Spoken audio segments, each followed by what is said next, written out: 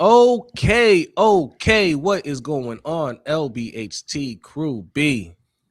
What is going on? I mean, a whole lot of breaking stuff right before we go live here. Yeah, Um, we were just talking about, you guys have been watching the shows in the morning. And you can hear my voice still. I'm still sick. My eyes are bloodshot red. Your boy's been down bad this week. But I'm not Sharon Moore. no, I ain't Sharon Moore down bad. Okay, no, that sir. man, sheesh. I mean, as literally like in real time, we're getting news, and it keeps getting worse and worse for my guy. I mean, first he just got fired. Then it's like, oh, he got fired because For cause. for a cause. It's like, damn, that sucks. Yeah. Now he getting arrested. Well, overtime show, we'll be discussing that one. Okay, patreon.com/LBHT show. This is gonna be a good one. Okay, for as little as $5 a month, or the purchasing of episodes is kind of popular with people. People like the pay-per-view style. Like they say, hey, I just want to check out the episode. It's only $3. If you just want to check out the one episode, it's $3, but you obviously get more value by paying for the month. All right, you get access to the overtime show for the whole month for just $5. All right, so that's something to consider. Patreon.com/LBHT show. But yes, look, we got a lot to discuss today. Ravens down, but definitely not out thanks to the AFC North. And this, I mean, it's week to week. Okay, win this week, and then we'll see what's up. Panthers win this week, and they are clear number one NFC South leaders. And no, not necessarily. The Tampa's not this week. This week is New Orleans. So, no, but Tampa lost, right? So that puts you. Yeah, but they're tied right now. But Tampa's got the Falcons, so So gotcha. Okay, yeah. Okay. So yeah. They ain't lose the Falcons. Drake London not playing. Kirk Cousins is playing, as far as I know. So yeah, it's not. Yeah. Okay, we'll still be tied. But you keep pace with the Buccaneers. Yeah. And we got an interesting story for core public opinion. That's not Sharon Moore. I think there's probably one side to that Sharon Moore story, at least the part that we know about. The pending potential charges, that could go either way. I guess we got to wait to see more reporting on that. But the first part of it is pretty open and shut. Stop having inappropriate relationship with staffers. Yeah, I can't defend that. Just go outside your building. I can't defend that. So I just don't understand. We did get what's Urban Closer, a member for 2 months. Thank you very much. Hey, salute. We know what to expect with the Ravens, but good news for Harbs. He can go to Michigan. Facts. Yeah, facts. He can indeed. All right, read his comments real quick. I need to call my assistant producers down here. The Panthers are lucky that Penix got hurt. Why? Why would we be lucky that Penix got hurt? We beat you with or without Penix. I don't even understand what you're going for there. Game too easy. I mean, but all right. If you care to elaborate, go ahead. But let's see who else is in the chat here. This is great because I don't have my glasses on, so that's awesome. Bazel, what's going on, Bazel? Who is this here? Felipe saying Ravens and Pats. Ravens and Pats flex to prime time. I saw that. I want to see that. Yeah, that's not great. Ravens and Pats are flexed, and also the Ravens and Packers. Yeah, they weren't flexed. They've been moved. No, that was just one of the to be determined games, so it just got scheduled. They're playing Saturday the 27th at 8 p.m., which that's unfortunate because I'm not going to be streaming a mere hour before my birthday. No, sir. You don't know if you want to see it. Yes, we do want to see Ravens and Pats on prime time. Yeah, yes, sir, we do. We definitely do. But look, man, it's week to week for both of our teams.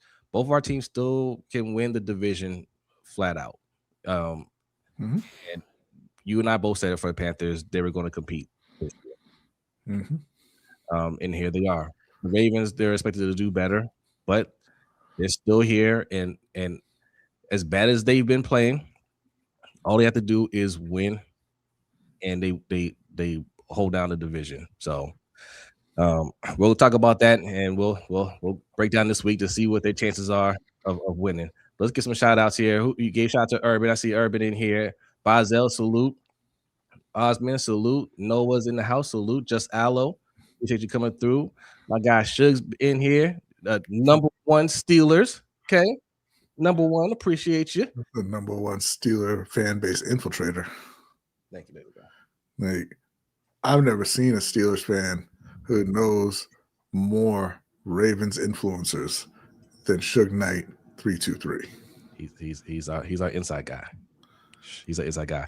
And Mom in the house, salute. Thanks for coming through. And game too easy. I see you in here already. Imani, what's going on, Imani? So all this time I thought I was subscribed to y'all channel too. You know what?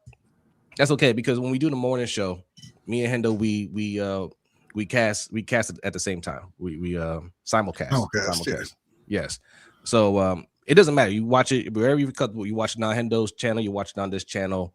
It's all good. But subscribe to both. We have different content, but the morning show we share that content. So, but I appreciate you. Watch it wherever, but definitely subscribe. Yeah. Thank you. What's going on, Nitro? Salute. Thanks for coming through. Nitro? Still looking sad, man. Purple Rain Podcast. Our guys Sutton and Alex. I'm pretty sure this is Sutton. It says NFL flexing Ravens to prime time is a humiliation ritual.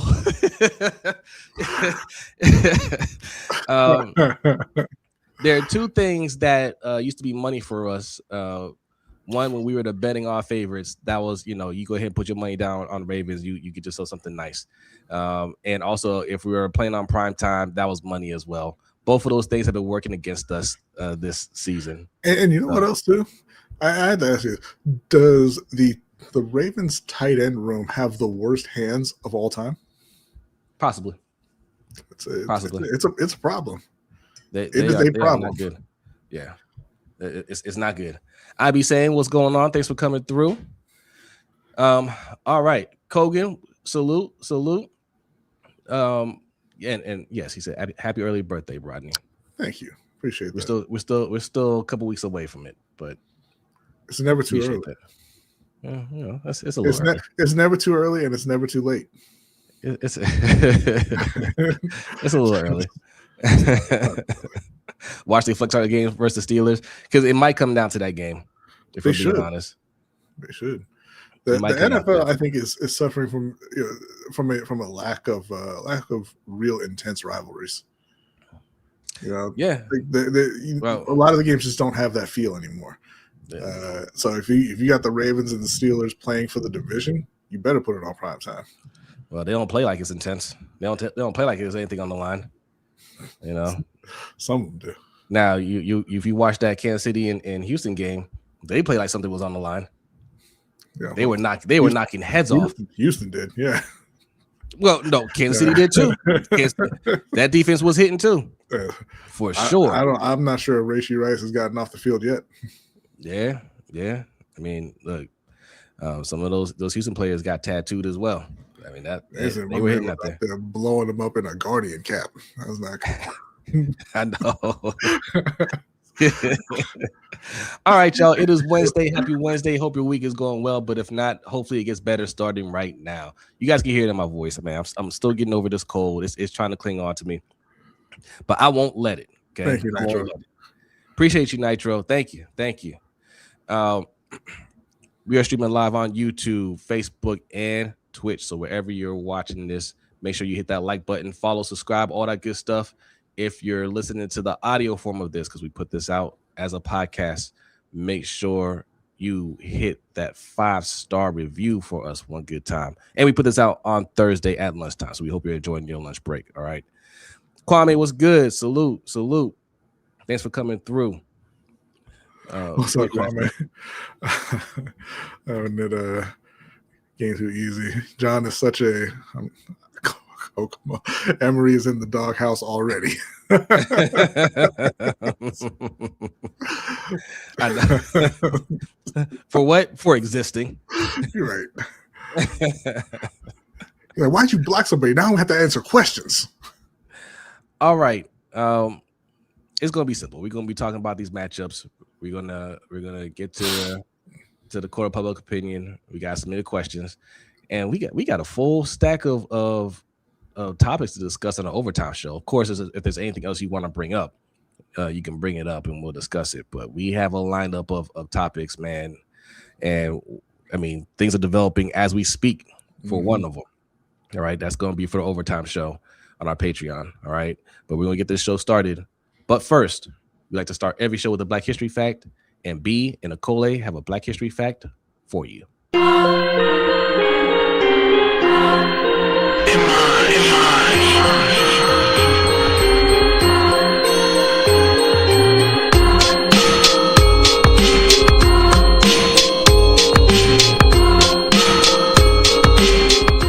This week on the LBHT Black History Fact, in 1944, at the height of World War II, the United States Navy was still one of the most segregated branches of the military. Black sailors were largely confined to menial roles: cooks, stewards, laborers, never trusted with leadership. But that year, 13 African-American enlisted men were chosen for an experiment. The Navy put them through a grueling officer training program, compressed from 16 weeks down to just 8. The expectation was clear. They were supposed to fail.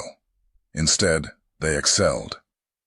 Against every obstacle, every doubt, every barrier, all 13 passed. They became the first black officers in the history of the U.S. Navy. From that moment forward, they were known as the Golden 13. Their victory was not without struggle. Even as officers, they were denied housing, barred from officers' clubs, and often refused salutes by white sailors. Yet they carried themselves with dignity and resilience, proving not only their own capability, but also exposing the lie at the heart of segregation. The Golden 13's impact stretched far beyond their wartime service. Many went on to distinguished careers in law, education, and public service, continuing to break barriers and uplift their communities. And within the Navy, their success forced the institution to confront its own discriminatory practices, laying the groundwork for the eventual desegregation of the armed forces. Years before President Truman's 1948 executive order made it official. The Golden 13 were more than pioneers. They were symbols of progress, representation, and courage. Their story reminds us that leadership and excellence are not bound by race, and that sometimes the most powerful victories come from those who were never expected to win.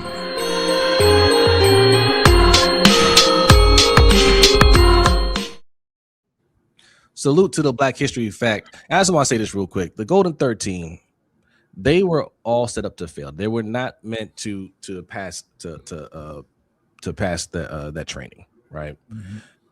They all succeeded, and they did it together, right?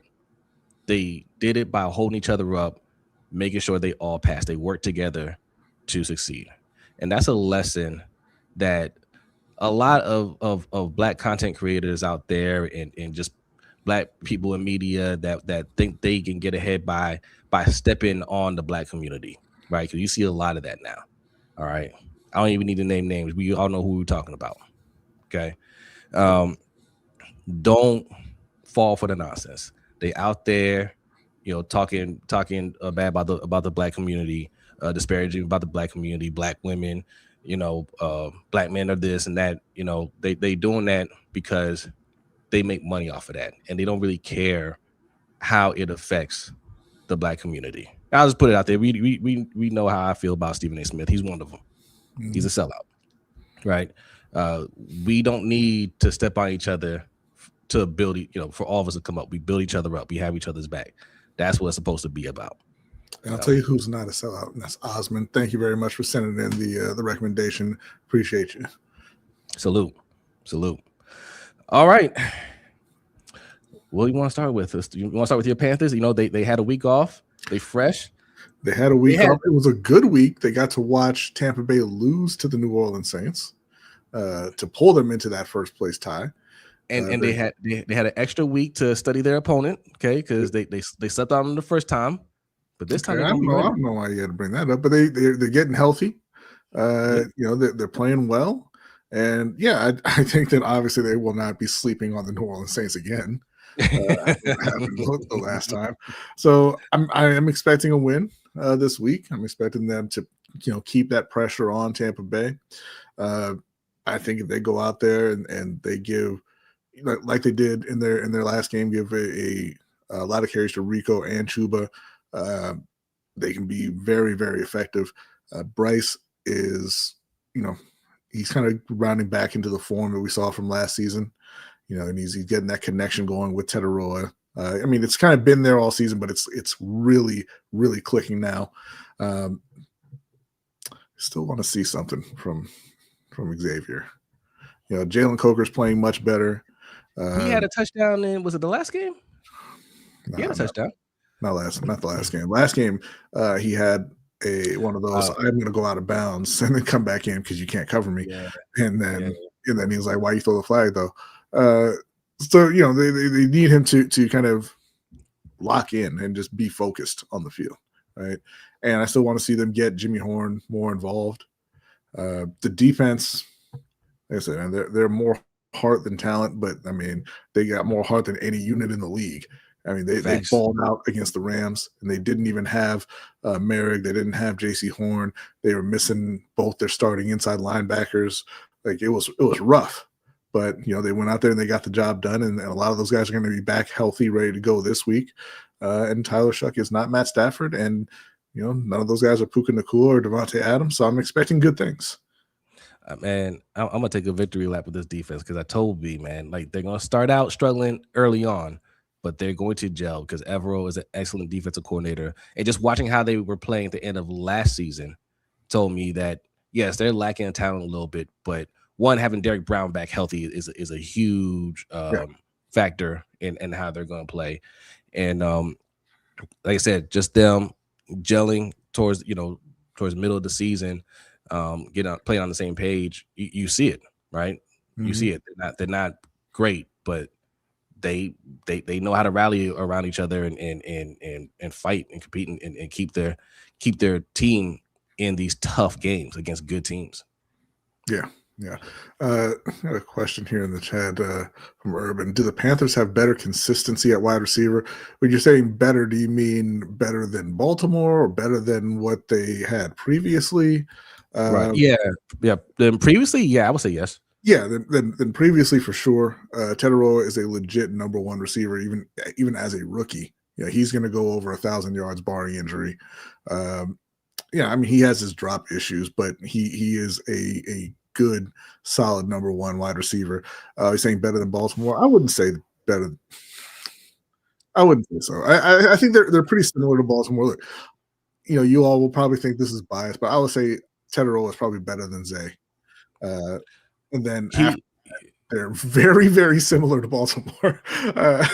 Jalen Coker is he's all right, but he hasn't really put together a full season at this point. Yeah. Xavier Legette is the very definition of inconsistent. I think that having Rashad Bateman out there is probably exacerbating some of the issues for Baltimore. I think if you were playing DeAndre Hopkins more, if you're playing Tez Walker more, and even Tylan Wallace more, I think you would see more consistent play out of the Baltimore wide receivers. But I don't think that Rashad is a very consistent player. I think that's the cause of a lot of the issues. Zay also, he has his issues where, like we always talk about, he's like an arcade joystick. He's going in every direction except forward sometimes. So that kind of helps as well. And then, obviously the tight ends are, baffling in their inconsistency. Yeah, but like Urban said, T-Mac versus Zay, that's an interesting debate. I don't know. I'll lean a little more towards Zay right now just because he's a little bit more experienced. Like he has dropped issues too, but not like Tetaroa. Whatever, like man. You know what? Tetaroa going over 1,000 as a rookie. He is. Unlike Zay. Yeah, I mean, yeah. it's close. It's close with it both is. of them. I mean, yeah, they're different style receivers. It depends on kind of what you're looking for. But both I think are very good players. Zay, I think, he still has a lot of room to grow. He's got to get more discipline after the catch. If he got more discipline after the catch, he'd be a game breaker for Baltimore. But yes, he's just not there yet. Yeah. But a lot of things, a lot of positives for the Panthers, and all that, and they're right there. You know, they showed that they could beat Tampa Bay, and just win this division. Early on, Tampa Bay looked really hot, and it was like, I don't know if they're ready for that. But the Panthers have proven themselves, man. Like, yes, they have hot and cold weeks, but they showed you when they're hot, they can literally beat anybody. Mm-hmm. You know, and Tampa Bay, Baker hasn't been playing well. Their defense hasn't been playing well. They are getting healthy. They're getting Mike Evans back. They're getting Bucky Irvin back, who's an excellent player. They are also getting. I think they had one other guy who was coming back. Who they just activated from IR, but I can't remember the name right now. But they're getting healthy with some of their key players, so that's good for them. But it's going to be a close couple of weeks there, because like I said, Carolina can play with anybody, and Tampa Bay has not been playing up to their potential recently. No, and that's one of the things with Baker, right? He has his hot cold moments as well. That's been him his whole career. Mm-hmm. He can play excellent, but he has these moments where he's just like, bro, what are you doing? You know? And this is year 8 for him. He came in the same year as Lamar. Yeah. Year 8 for him, and that still kind of falls him a little bit. He plays more consistently, but he still has these moments. You know what I mean? It catches up to him at some point in the season. Man. It's crazy that you look at that. He was the number 1 pick that year. Yeah. And he is still, I mean, he's established himself, I think, in Tampa Bay at this point. Yes. But not as an elite player, right? But he's found his home there. He's kind of their franchise guy. And then you look at the guys who were taken later, and you're like, you could have had Josh Allen or Lamar Jackson. What are you doing? Yeah. What are you doing, Cleveland? I would say this, though, about that class. Sam Darnold's been kind of a journeyman, but solid player for sure. You know, now he's kind of found himself as well. Yeah, Baker has established himself as a franchise quarterback. Yeah. Yep. You know, and of course you got Josh Allen and Lamar Jackson. You know, and then there's Josh Rosen. Yeah, I know. I got it wrong on Josh Rosen. I thought he was going to be one of the ones. But 4 out of 5 in the first round. It's pretty good. That's pretty good. That's pretty good. You know, obviously you'll be more disappointed than some, depending on who you got, but especially if you're Cleveland, because you didn't keep Baker Mayfield. Yeah. You know, the Jets didn't keep Sam Darnold. You know, and that's another lesson too. Like, some of these quarterbacks, you know, they can be a franchise quarterback in the right situation. Mm-hmm. Some franchises can take talent and just crush them. Yeah, that's Cleveland's specialty. Yeah, that is what they do. You know, I think that whole thing. Oh, crab cakes and football. That's what Maryland does. You know, Cleveland creates sadness. Yeah, for their fans and their players, everybody. I'm looking at that. That's the what's this? That's the most. Cardinals Ravens says who has most touchdowns is the winner. I don't care about yardage. In reference to what? Are you talking about the comparison to the wide receivers? I don't know what their touchdown count is. I know Tetaroa. Yeah, because let me see here. Because I don't think Zay has that many. I'm not sure what that's relating to. But appreciate you coming through. I'm sorry, B. I cut you off. No, it's fine. I was just looking at what Carolina took DJ Moore that year. not the best pick considering the way things turned out. He played very well for Carolina, but they obviously traded him to Chicago. But it was a great year still for Carolina because the New Orleans Saints, who I was terrified with drafting Lamar Jackson, took a bust at defensive end instead. So like that alone made that first round fantastic. Yeah. Cleveland, Atlanta, Perpetual. Yeah. Tetaroa has 6 touchdowns and Zay has 1. 1? Yeah. I have to reevaluate things. He doing way too much dancing around on the field to have just one. Like, you should be catching the ball and your eyes be set straight towards the end zone. He dancing around like he got, he got time. I ain't got to get in the end zone this time, man. I got so many, I'm waiting for the lead to catch up to me. Come on, man. Yeah. Come on. I take he has a few more yards than Tetaroa, though. Tetaroa is sitting at 826. Zay is at 891. Okay. Yardage wise, that's pretty good. Yeah. That's pretty good. Zay's not having a bad year, but you got to find the end zone, man. So look, that kind of stuff, it fluctuates, It's it goes up and down. He had 4 last year, 5 his rookie year. Like it, he'll bounce back in the touchdown column, but he's progressing in terms of the catches and the yards every year, which is what you want to see. He's very productive. Yeah. Imani says Panthers Ravens Super Bowl. Hey, Imani, if that happens, we might actually stream that game. Hey, listen, if Carolina gets into the playoffs, who are you confident will beat them? But that's what I said about every team. Like every team in the league, anybody that makes the playoffs has a chance. Like that's not always the case, right? Technically, there's a chance, but like this year, anybody that makes the playoffs can make a run, and that includes the Carolina Panthers. That's right. They've already shown you that they could beat the top teams in the league. They already showed that they can lose to the worst teams in the league, but they could beat the top teams in the league. But guess what? Okay? The worst teams don't play in the playoffs. Facts. That's a secret weapon right there. It's only the good teams in the playoffs. Right. So anybody can win it. That's why, and we'll get to the Ravens in a minute, but that's why anybody except the Jacksonville Jaguars or the Phillip Rivers-led Colts. They can't win it. They had their run. They can't do it. I'm sorry. I'm saying that's why it's too early to say the Ravens are done. I feel y'all. It ain't over yet. Yeah. All you gotta do is get in. Yeah.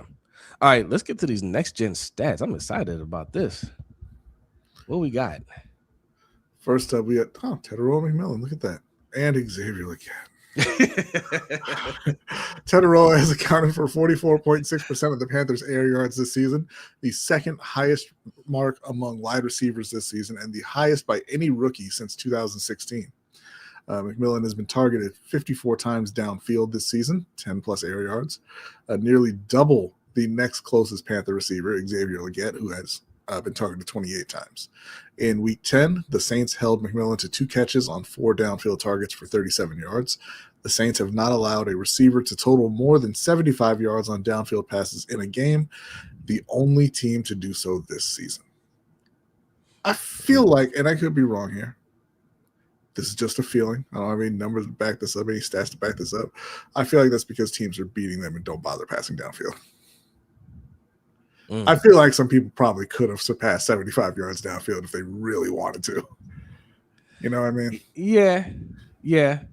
Well, I don't know. The Saints have had some competitive games now. They have, just a few, not a whole season's worth. Yeah, that's true. All right, what we got next? Next up, Chuba Hubbard versus that Saints defense. Chuba has been stuffed for a loss or no gain on 9.9% of his carries, the lowest mark among running backs with at least 100 carries on the season. Meanwhile, Rico Dowdle has posted the 7th lowest mark at 13% in that category among the same group of running backs. The Saints have stuffed opposing running backs for a loss or no gain on 17.4% of carries, a mark just above league average, which is 17.3. What that tells me is Carolina going to run all over them this time. Yeah. Yeah. They had better, honestly. And Carolina, even with the injuries on their O-line, has done a pretty good job just blocking everything up. Yeah. They've played very well up front, considering all of the different combinations of O-lines they've had to play with this season. Rico Dowdle and Chuba Hubbard have both been very good. Chuba, coming back off of that injury, it took him a couple weeks to get back into form, but he's there now, and they can hand the ball off to both of them. They did it about 20 times each, almost 20 times each a couple weeks ago. They can do that again here against the Saints, and I think it'll be very effective. And ladies and gentlemen, over in Baltimore, that's why if you want to be a running team, you get 2 running backs that can carry the load, and O-lineman who can block. And O-lineman that can block. And then here's the real key. Here's the real key. Then you call running plays. Yes. Correct. All right. Is that the last one? We got another one? We got another one. Tyler Shook versus the Panthers defense. The Panthers have played zone coverage at the highest rate in the league this season, 84.6%. Since taking over as the starter in week 8, Tyler has averaged 6.8 yards per attempt against zone, compared to 5.5 per attempt against man coverage. However, he has thrown all 5 of his interceptions against zone coverage. I think that what Carolina has shown on the back end is they're kind of back to that old style Panthers defense of taking the ball away. Mike Jackson, J.C. Horn, and then they like to get their hands on it, and they like to take it back the other direction. Also, part of the playing so much zone is that they don't have a lot of great corners, and they've had some injuries there as well. But they are back healthy for the most part. They are missing Thornton, of course, who's out for the season. But I don't know, man. Like, I know that they stepped up and they beat Carolina last time, and I know they beat Tampa Bay this past week. But I can't bring myself to be afraid of this Saints offense, man. Like, I really can't. I don't know. Yeah. Like, they seem like a team that's going to win when you're having a bad day. Right. Which, the Panthers had a bad day last time. They did. And credit to the Saints, they took advantage of it, right? Same thing with Tampa Bay. But I don't know, man. I look at them, I'm like, if we show up and play, we're probably going to beat you, right? Yeah. I don't know. All right. Is that the last one? Oh, we got another one. Trayvon recently exonerated Trayvon Moehrig. That's right. Although he missed week 13, Trayvon has allowed 5.3 yards per target in coverage, the 4th fewest by any safety targeted at least 25 times. Moehrig has allowed 3.5 yards after the catch per reception, the 12th lowest mark among that same group of safeties. Trayvon was a home run of a free agent signing. He's played great. We're not going to talk about what happened with the redheaded clown in San Francisco. He's back this week, and along with JC, along with Mike Jack, along with Christian Roseboom, and they're going to go to work. All right.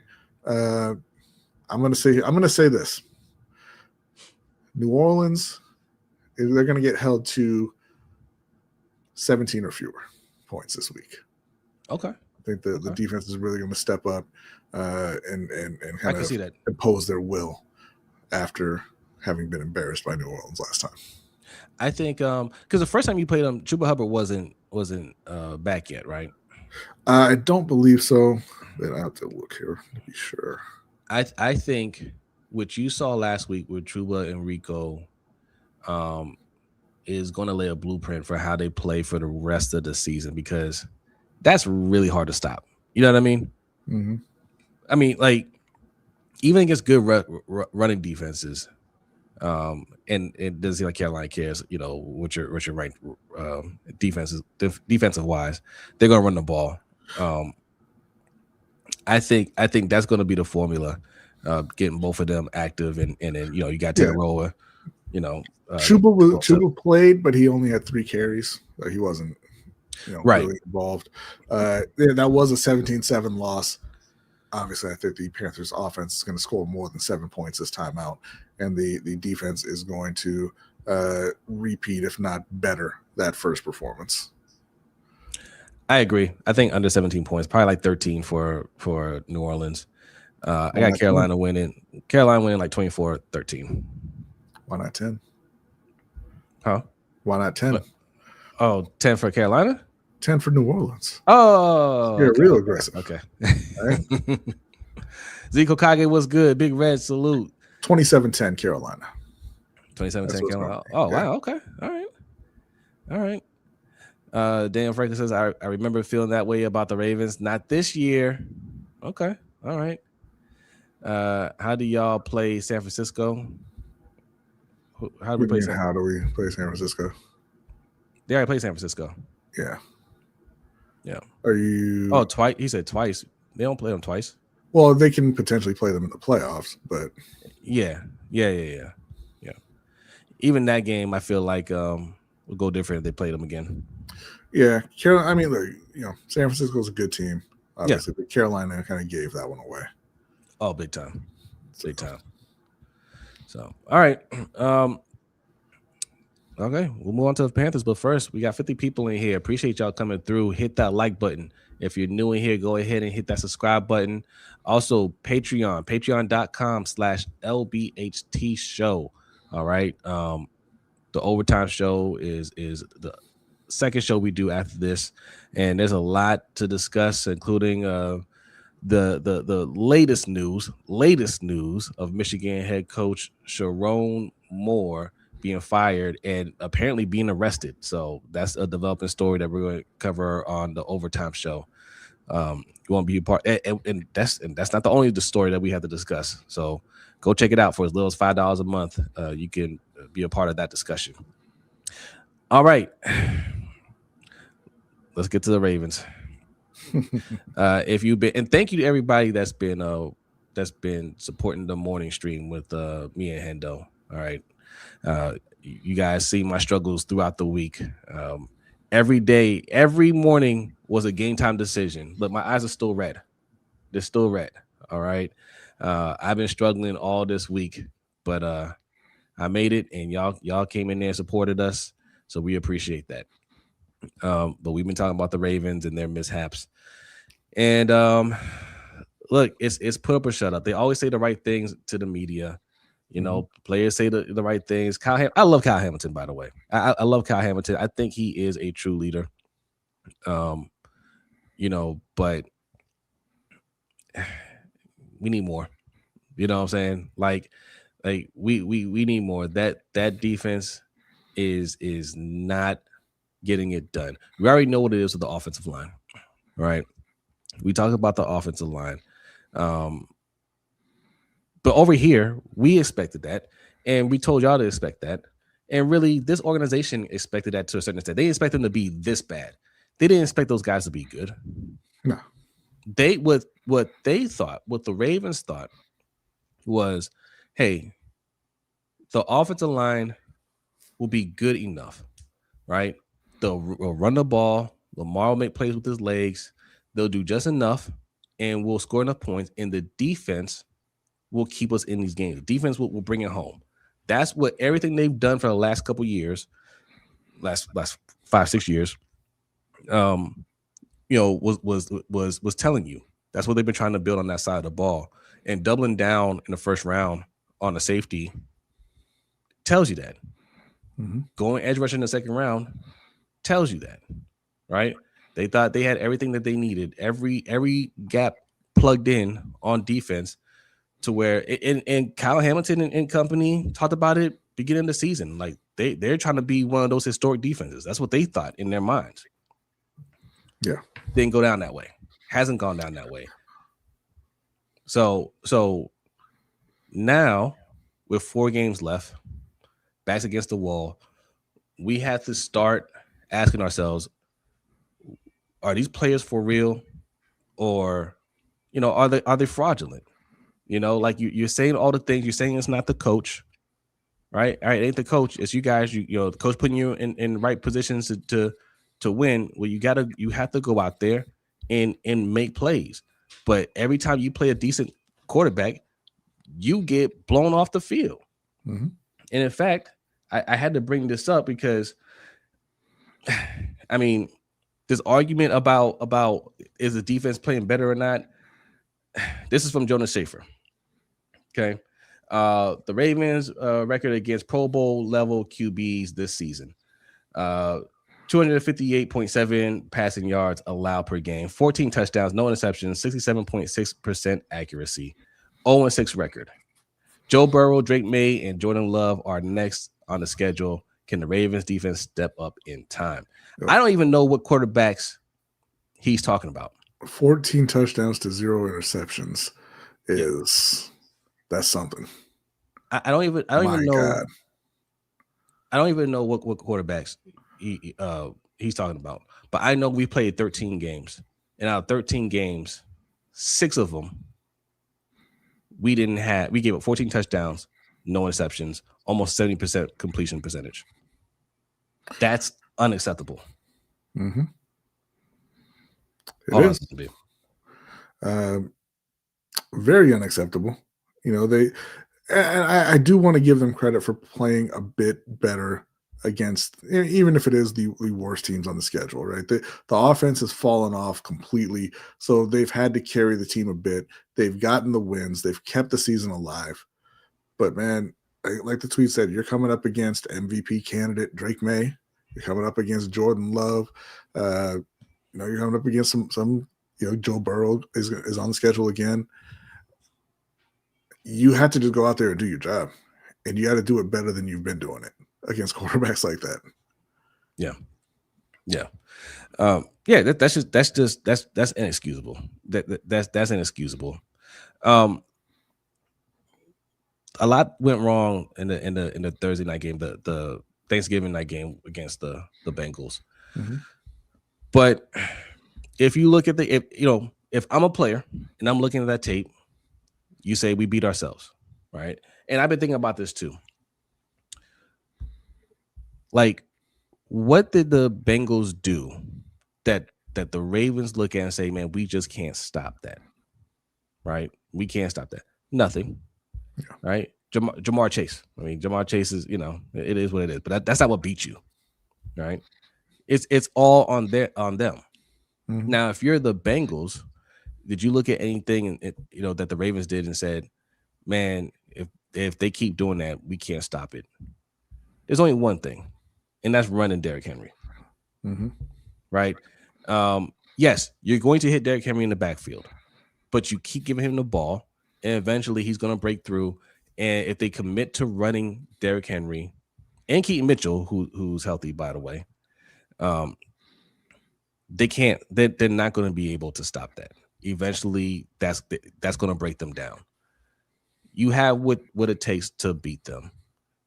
They're 2-point favorite, I believe, on the road. Right? You're the better team. You have to go out there and win. Stop talking. Stop doing this.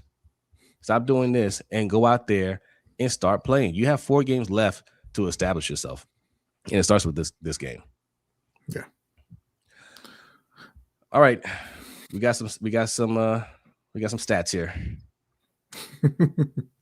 The aforementioned Derrick Henry has racked up 2,946 rushing yards since signing with the Ravens ahead of the 2024 season. Those are the 4th most rushing yards by any player in their first 2 seasons with a new team in NFL history, trailing only Ricky Williams, Priest Holmes, and I don't know if you know this, but he's from Detroit, Jerome Bettis. So Derrick Henry has held up his part of the bargain in Baltimore. Yes. The offensive line has not. John Harbaugh has not. And, obviously as well, Todd Monken has not. Because, he is the offensive coordinator. Call some more run plays, give the ball to Derrick Henry. Profit. That's kind of how it goes. Thanks. Next up, we have the Jamar Chase versus the Ravens defense. That's always a fun time. Jamar Chase has averaged 119.1 receiving yards per game in 9 career games against the Ravens. So that's over 1,000. That is the highest receiving yards per game averaged by any player against a single opponent, minimum 8 games played in NFL history. You are worse at stopping Jamar Chase than any team has ever been at stopping any receiver who has ever played football. Think about that. Now, I want y'all to think about how much we've invested in cornerbacks over the years, and what you always told, hey, if we invest in not just cornerbacks, DBs, I should say.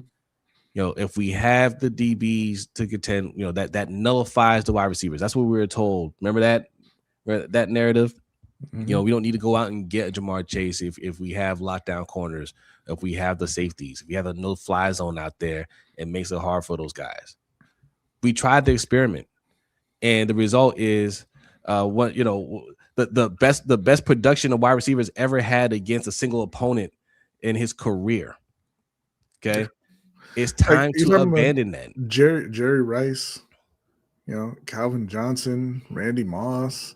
Yeah, like they were not as prolific against any team as Jamar Chase has been against the Baltimore Ravens, who pride themselves on defense, who started the season with 5 first-round picks in their secondary.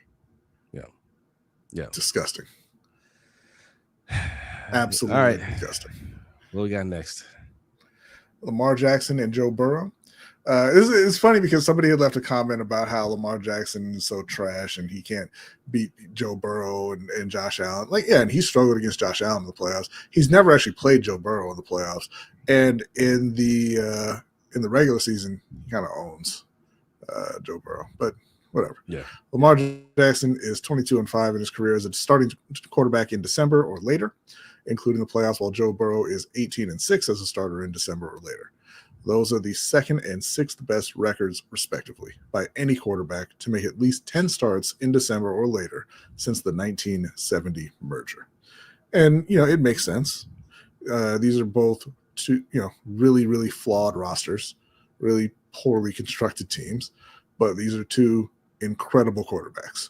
And in a league where the quarterback is the most important and most influential position, if you have a player like that, you're going to win more games than not. If you pair that guy with a wide receiver like Jamar Chase, you're going to have the most success against any secondary that anybody's ever had in the history of the league. That's what's going on with the Bengals in Baltimore, and that is the only reason, honestly, that we can look at this game and say there's a chance Baltimore doesn't win, because they don't understand elite wide receivers and they can't stop them. Yeah, and there's no real sense of urgency coming from the team. That's what it feels like. Is that the last one? No. Oh, whoa. Just flipped them. Yeah. The Bengals and Ravens have combined to score 52.9 points per game in 8 matchups started by both Burrow and Lamar. That is the 2nd most among all active quarterbacks to make more than 5 starts against each other, trailing only Lamar Jackson and Pat Mahomes at 56.8 points per game. So outside of this past month, Lamar be scoring. Yeah. And the other part of that I think a lot of Ravens fans don't really like to mention or talk about is your defense don't be stopping elite offenses. Your defense doesn't stop high-end quarterbacks, regardless of how many players you draft, how many guys you sign in free agency, the money, the draft picks you put into it. You don't stop offenses like the Kansas City Chiefs, like the Bengals, like the Bills. You just don't, which is why you need to put some of those resources onto the other side of the ball so that you can continue to score and keep up with them. Yeah, the project is over. The defense has failed. Mm-hmm. It's failed. This was not the year to be experimenting and saying guys are going to get better. Not this year. They're supposed to come in ready to go. With the moves you're making and moves you're not making on the offensive side, they had to be ready to perform right now, and they're not. So much so, I don't even know about Malachi Starks anymore. I'm gonna be real with you. I keep saying he's a rookie, he's going to get better. Man, I don't even know when he's out there sometimes. Yeah. He looks like just a guy. Mm-hmm. And yes, obviously he could get better, but he is supposed to be better than this starting out. Yeah, the idea was, and how it was sold, is that he is going to take the ball away, right? That would make him a game-changing player. Hasn't happened. No. I don't know about him. Mike Green, I don't know, man. I was so certain about him. I need him to turn up. Like, and I know these guys are going to play better. I know that. You know, I know that. It's just that coming in, there's higher expectation. There was this thought that they're going to come in and be more pro ready and ready to go right out the gate. That's why. Well, me and B wanted Oweh to stay, but a lot of people had no problem with Oweh leaving because we just assume Mike Green will step in and fill that spot, you know, pretty easily. But turns out, no, he's still struggling as a rookie. Oweh is actually thriving with the Chargers. Got his fifth or sixth sack the other night. Fifth sack. Yeah, I mean. The problem here is the defensive coordinator, like Osmond said. It is the defensive coordinator. Well, I mean, the bigger problem is the head coach. Yeah. You know, like, yes, I want Zach Orr to succeed. I don't put it's not 100% on him. He wasn't put in a good position to succeed, but the guys aren't getting it done. All right. And when everybody's not getting it done, it falls on the coaching staff. And that's where I don't want to hear any excuses. Right, especially for a team that's brought everybody in there that they wanted.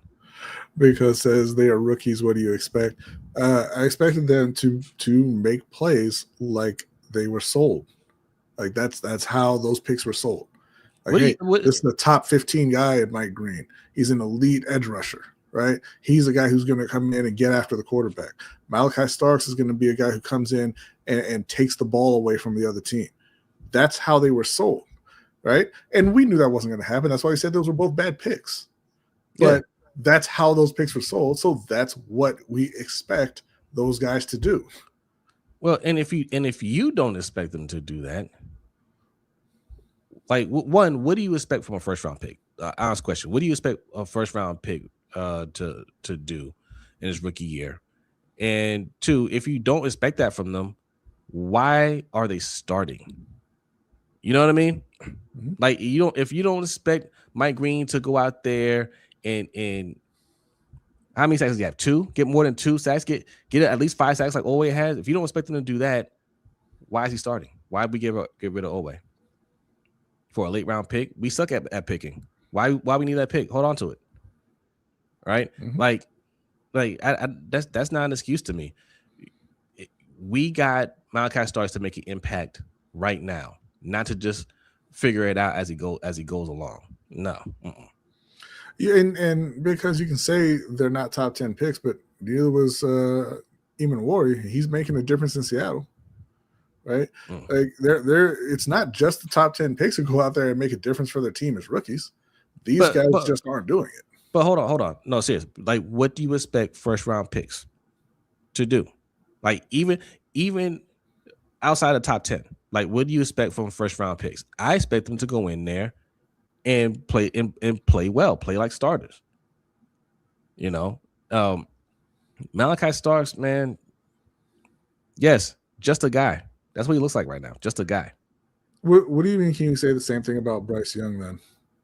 What are you even talking about? About how he played his first year. People were calling him a bust. Like that's the thing. Like, people, like, he got criticized. He was a first round pick. He didn't play well. He got called a bust. In fact, the beginning of his second year, he got benched. Right? That's what happens when you're not playing well and there's high expectation. And that was a guy who was playing behind a line that couldn't block anybody. Who is preventing Malachi Starks from catching the ball?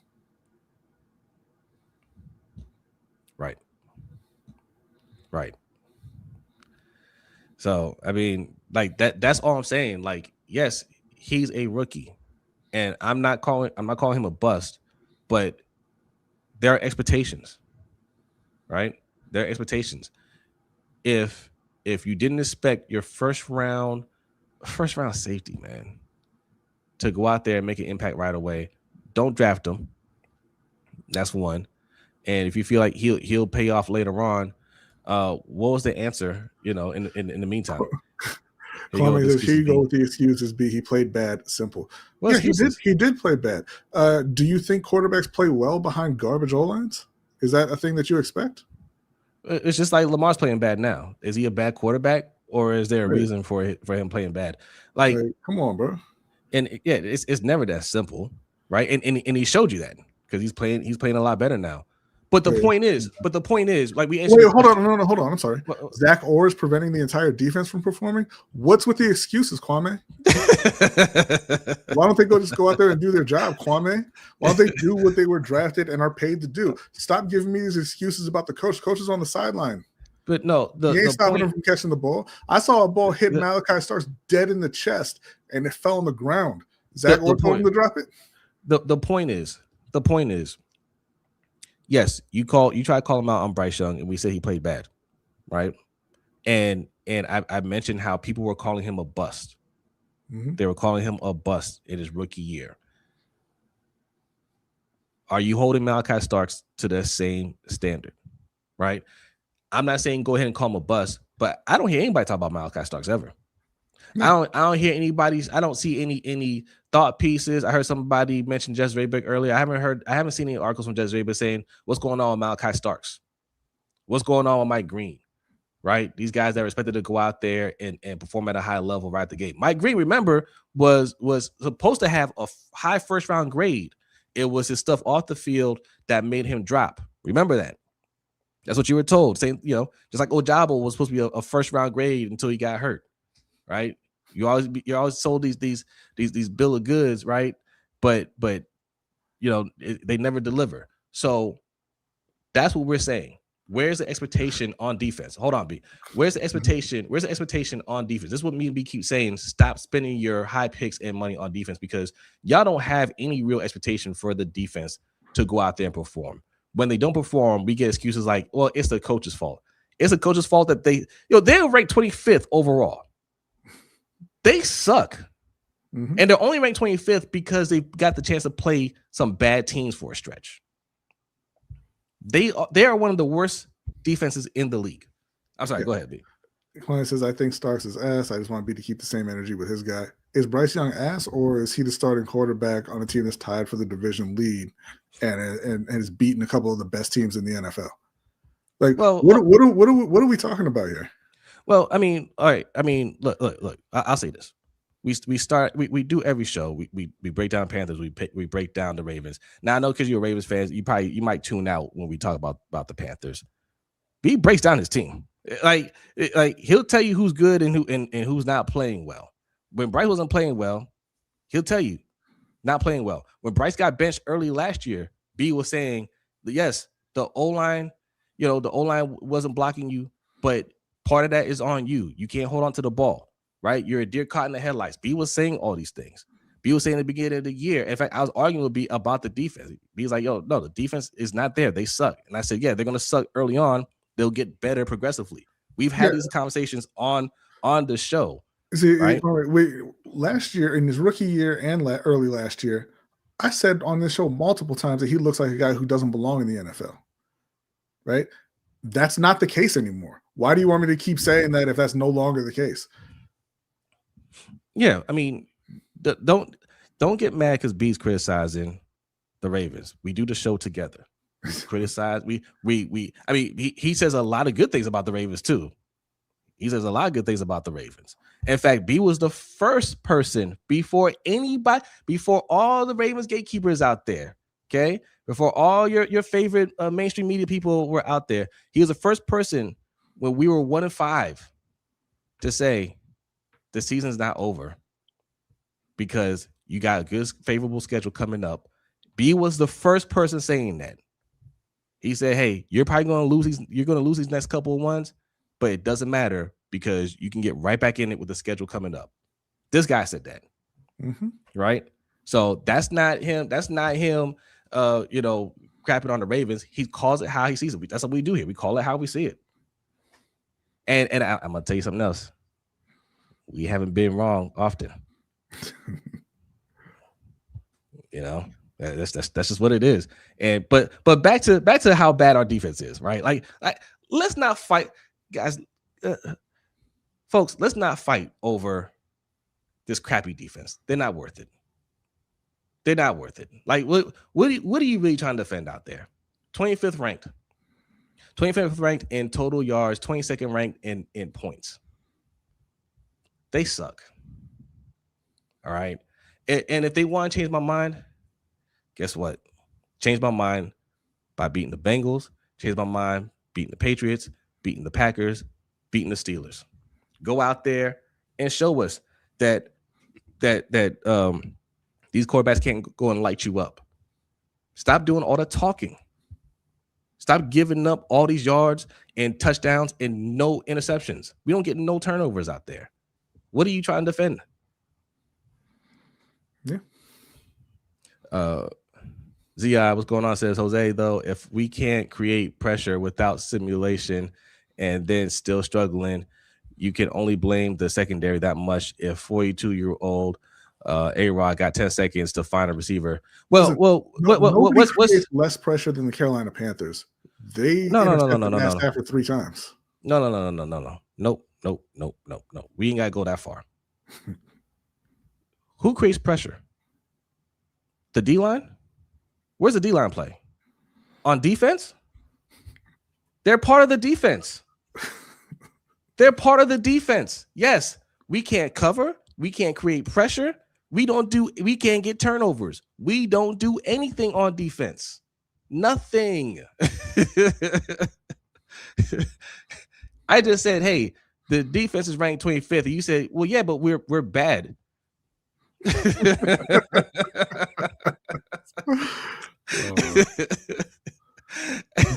Attitude Pop, what's going on? Said, did you see the stuff of Lamar and players wanting Harms fired for years? I don't know what you're talking about. Yeah, we heard about it. Like it's rumor from an alleged ex-girlfriend of one of the players that posted it on like Instagram or something. No, that's not a credible source. I'm sorry. It's just not a credible source. But I can't go with that. You talk about like Carolina has fewer sacks than Baltimore does this year. We can't pressure the quarterback either.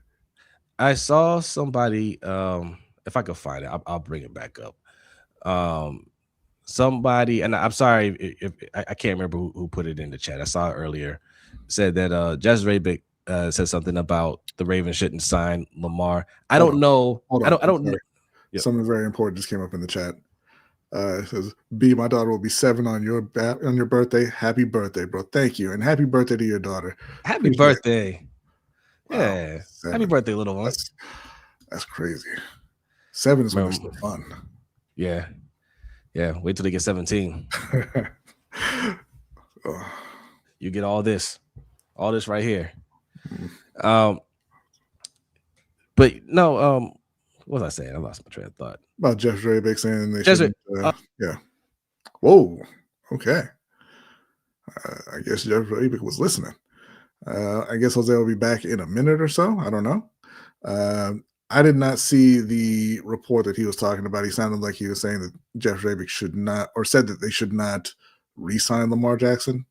So that I'm not sure of, but that's a ridiculous take if that's what he said. That ridiculous take made my computer crash. I said Jeff was listening. He got you. He got me. I don't know. I don't know. I didn't hear it. Right. Just to be fair to Jeff. That's a ridiculous take to say. And I gotta really hear it because sometimes y'all be saying things. You know what I'm saying? Take them a little out of context. I'm not calling you a liar. I'm just saying. I think hear exactly what he said. But if that's what he was suggesting, that's ridiculous. Yeah. First of all, they don't have a choice. He's under contract. They have to pay him. There is no way to get out of it. Cut him, and that's all their cap. Bye-bye. Mm-hmm. Right? Trade him. They can't trade him unless he asks to be traded. He has to waive the trade clause. So they don't have a choice. So that's a stupid comment just out the gate. That's one. All right. 2, whatever if he's willing to re-up, they're going to give him all the money he wants because that's only going to help them with their cap situation. So there's no situation where they can even act like they don't want to pay him. That's ridiculous. And also, you got a small taste of what life is like without Lamar Jackson. Mm-hmm. Okay. no wins, incompetent coaching. They got one win. Oh, they did get one. They got one. They get my bad, Tyler. My bad, Tyler. Same. Okay, well, Tyler holding it down. Uninspired football, and nobody showing up to the stadium, right? And that's why you're going to give him every last penny that he demands. And Zion says the Jeff Rabick statement was out of context. He was kind of making a hypothetical if King Lamar were to leave. Okay. Gotcha. That's why I said I gotta see for myself. Yeah, I kind of like Jeff doesn't strike me as that kind of guy. He doesn't strike me as a Ryan Mink or anything. So, that's all right. So hypothetically, wait, what was the hypothetical situation? If you were to leave, what? Like, yeah, they're not gonna pay somebody. Like, I mean, the only way he could leave is if he waived his no trade clause and they were to trade him. That's the only way he's out of here. Yeah. So Lamar's gonna be here. Now, the other rumor, the unsubstantiated rumor from ex-players, girlfriends, cousins, best friend, whatever. I mean, I don't know. If there's any legitimacy to it, then this is the offseason where Lamar says, hey, it's time. And it shouldn't have to have come to Lamar saying it's time for coach to move on. That should have come from EDC, the GM, and that should have come 3 years ago. Yeah. And listen, look, I'm not going to call anybody a liar, but when you are in a relationship and things go bad, people get angry and people say things, right? I'm still waiting for Chauncey Gardner-Johnson to get pulled up for hiring a hitman. Yeah. Yeah. It ain't happened. Yeah, I ain't calling anybody a liar, but I don't know you. So, Yeah, I don't necessarily believe you yet. And, I need more proof. Okay. If Harbs was next year, if we keep Harbs next year, I may boycott the team low key. Hey man, listen. If you need a break from the Baltimore Ravens, there's plenty of room on that Panthers bandwagon. No, honestly, if you're that upset about it, man, like you don't even have to stop being a Ravens fan. Just you don't have to be as invested. Yeah. Detox a little bit. Watch some other football. Like the Carolina Panthers.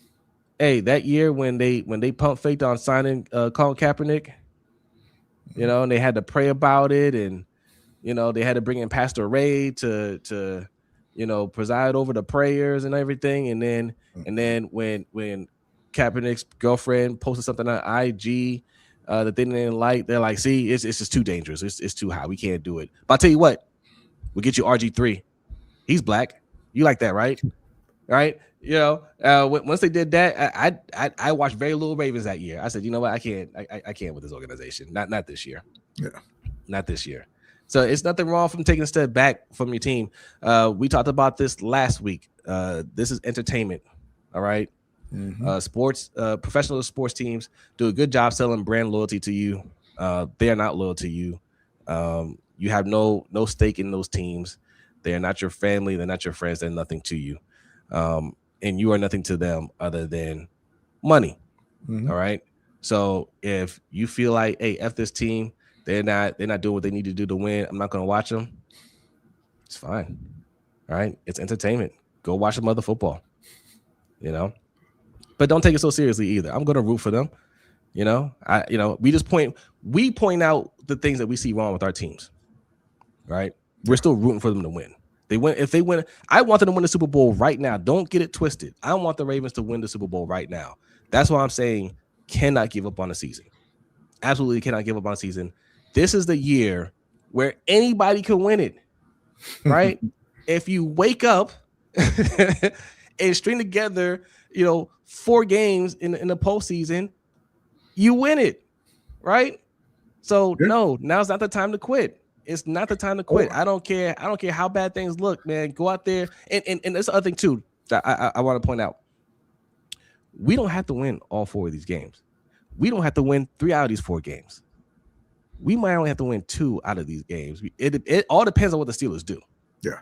And another thing, you don't even necessarily have to win 4 straight to win a Super Bowl, because what Twitter has taught me is that Carolina has won the Super Bowl 5 or 6 times already this year. Every single time they beat somebody, oh, that's y'all Super Bowl. Like, yeah, they keep winning them. They keep winning them. Right?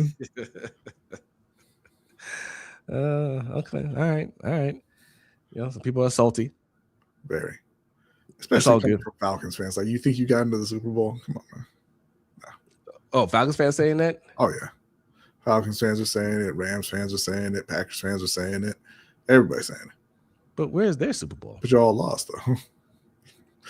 Well, it's still in Shanahan's play sheet, right? It's one thing for a franchise that's won a Super Bowl to say that, but it was three. You haven't won a Super Bowl. It was 3 or 4 runs away, is where it was. Antonio, what's going on? Says, what up, peeps? Happy hump day. This is the same thing the Ravens have done since Flacco was a QB. Facts. I think we have a chance, even if it's a slim one. Yes. Mm-hmm. Yes. Now's not the time to quit. And we got a super chat. Masibi, did we say it right? Masabi, appreciate you. Let's appreciate you too for therapy. Just seeing all 22 of potential touchdowns due to bad protection. Once again, ain't on Monken. Lamar giving us a chance. Thank you very much. Appreciate it. Yeah, appreciate that. Yeah, me and Antonio, we went to high school together, man. We've been watching this nonsense for decades, okay? And we've been watching the Harbaugh do this for 15 years now? Yeah. Something like that.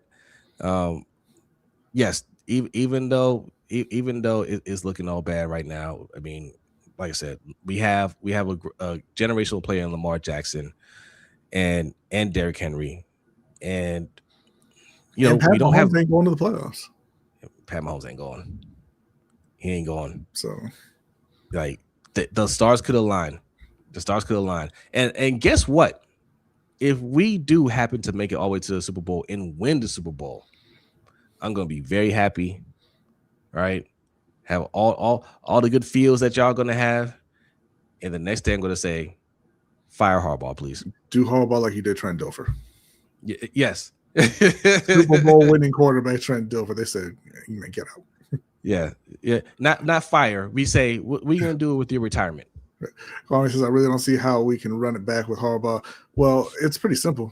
Your owner don't care about winning. Yeah. That's the end. Thanks. If they cared about winning and they cared about the way the Ravens go out in the playoffs every year, he would have been fired. Yeah. But I feel what Kwame is saying though. Like, it does have that feel this year because more fans are on board. More media folks are on board with it, and even just Harbaugh's demeanor. Like, look, I mean, we lost a lot this year, and having to answer how you're losing and all that stuff.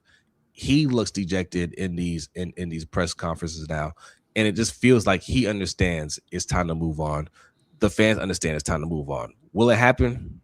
Man, I don't know. Like, in terms of him getting fired, like, I just go back to Ravens reporters saying that the team is putting out there already that they're not making a change, right? Because when they were 1-5, everybody was screaming for. I mean, at the time it was just Zach Orr, or mostly Zach Orr, but for something to change. And the team was like, nah. And then the reports came out that they're not making a move at the end of the season either. Now, if John Harbaugh says this isn't really working anymore, these guys don't want to play for me, or they're not hearing the message anymore, and I'm going to step down, that's something different. I just don't believe.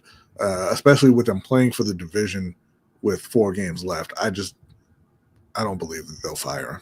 They'll look and they'll say, hey, man, look, the defense started off poorly, but they got on track. Lamar suffered multiple injuries, which affected his play down the stretch. And you know what? We get healthy and one more year of Voorhees and Falele, and we'll be right back in it. Oh, my God. Like, it's incredible the way he just disappears. It's amazing. But yeah, I think that the Harbaugh is kind of, it's run its course. You know, you can't have the same coach, and it's almost the same thing in Pittsburgh, right? Like, Mike Tomlin's a great coach. Mike Tomlin has never had a losing season. They haven't even given Mike Tomlin a quarterback since Ben Roethlisberger has been there, or since he retired. But at some point, it's just like, man, they're just not responding the same way, Yeah. And a change of scenery can be great for everybody. It was great for Andy Reid. It was great for Philly, right? Like you get to a point where even when even though you're bringing in new players every year, the message is stale. Like he's the same person that he was. He's, you're not radically different. Like you're trying to say, you're saying different things, but you're trying to say the same, send the same message just in different ways. And they've heard it. John Harbaugh can absolutely go somewhere else and be very, very successful, right? Baltimore can be very successful without him. I think it's just a time for a divorce between those two.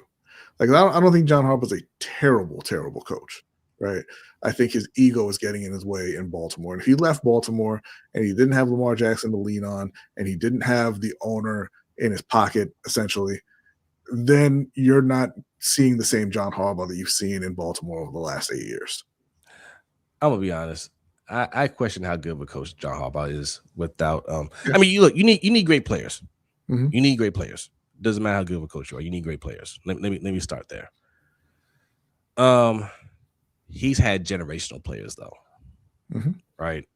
And I don't know, man. I think he just kind of rode that wave of success for a really long time. I'm not saying he's a bad coach. Great coach. I don't know, man. Well, pump your brakes. I didn't say great. I said he can be very successful elsewhere. I don't think he's a great coach. But I think he's a good coach. He'll go somewhere else.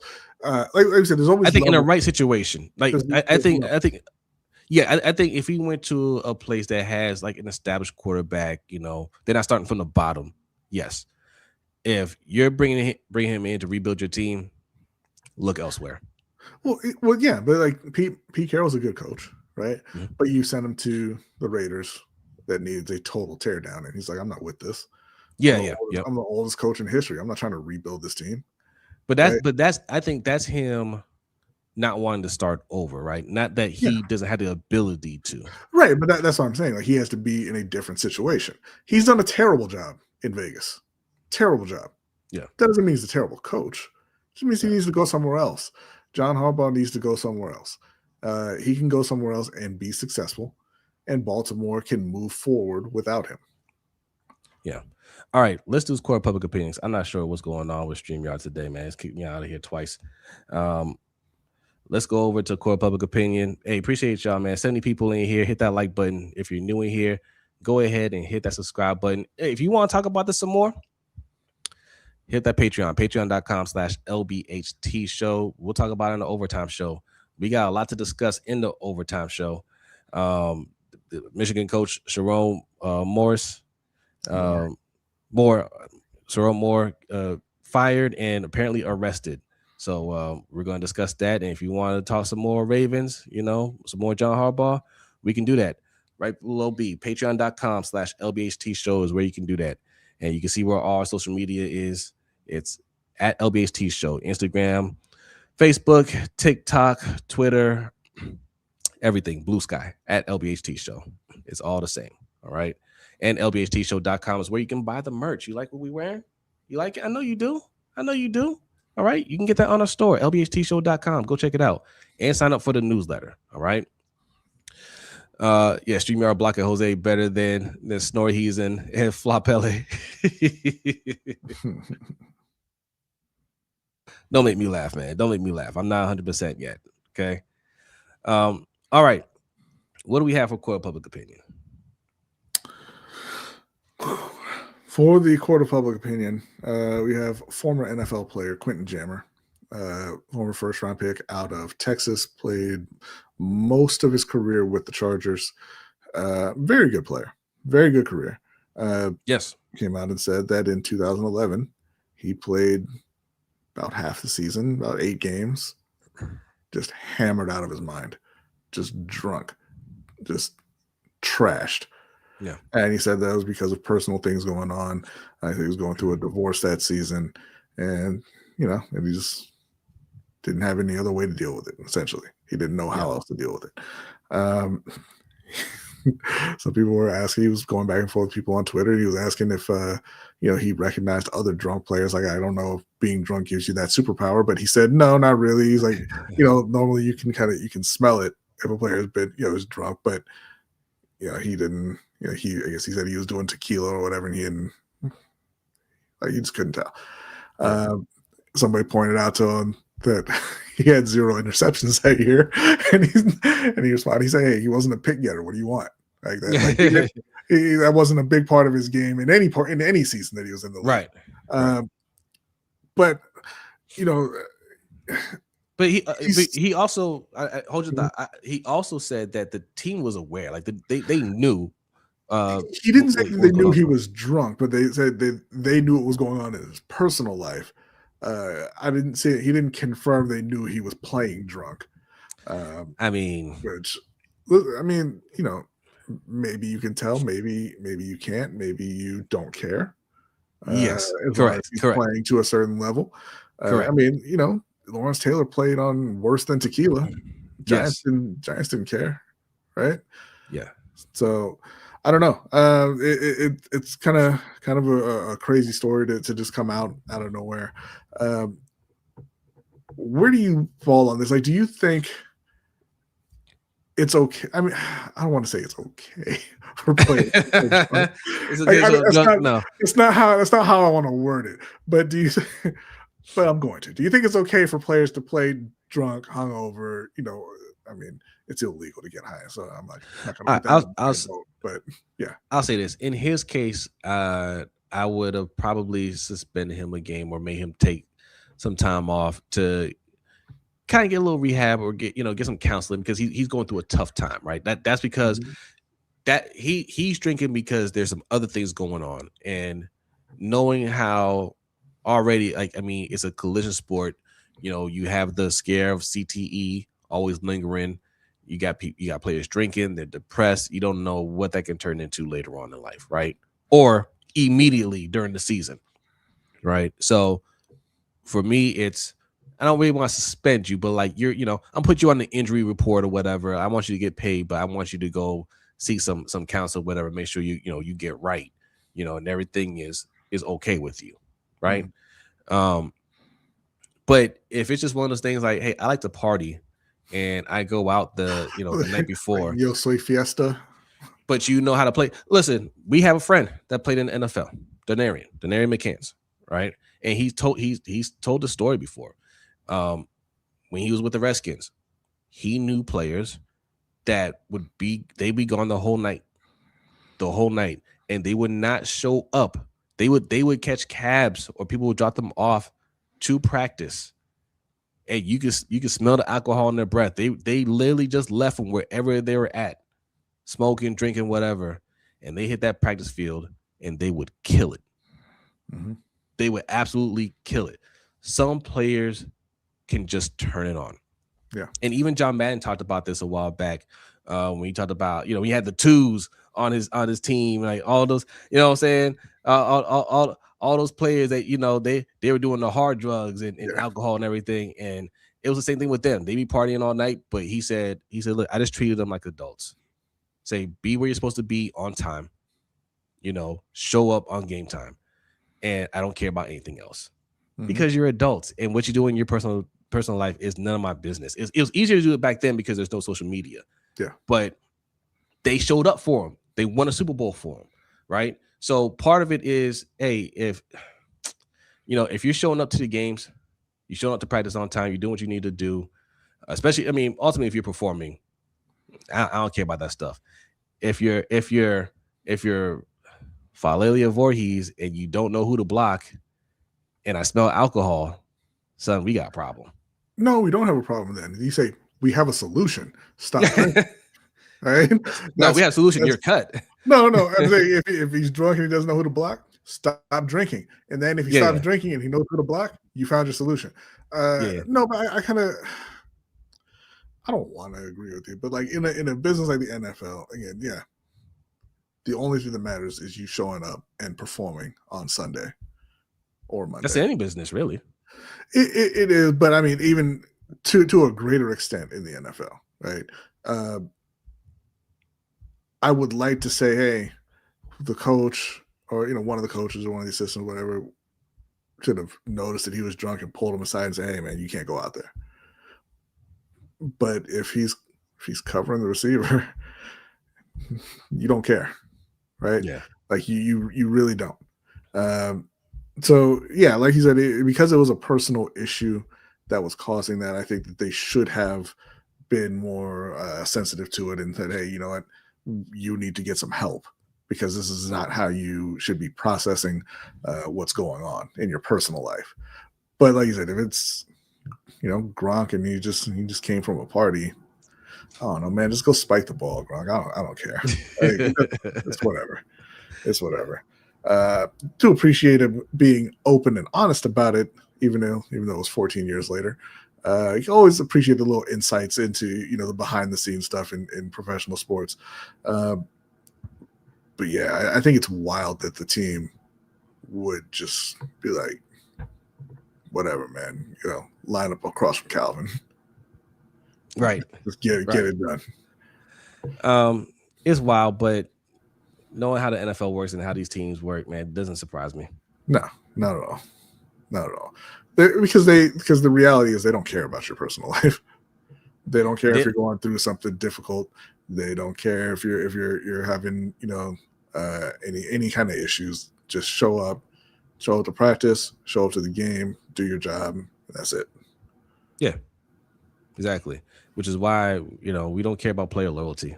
You know, if it helps our team, you know, that's great. You know, we want to see good players stay here and all that stuff, but it's always player first.